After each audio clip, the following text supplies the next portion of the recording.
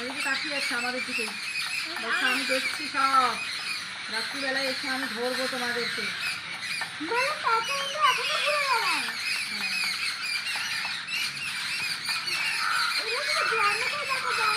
না বাবা, শহরে তো কম দেখা যায়, গ্রামে বেশি দেখা যায়। পাখিগুলো কেমন করে ওকে ধরছে? বড় না, ও ওদের থেকে একটু আলাদা।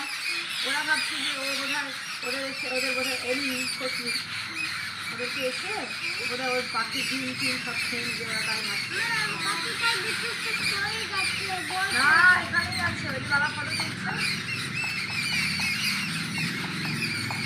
এখানেই আছে।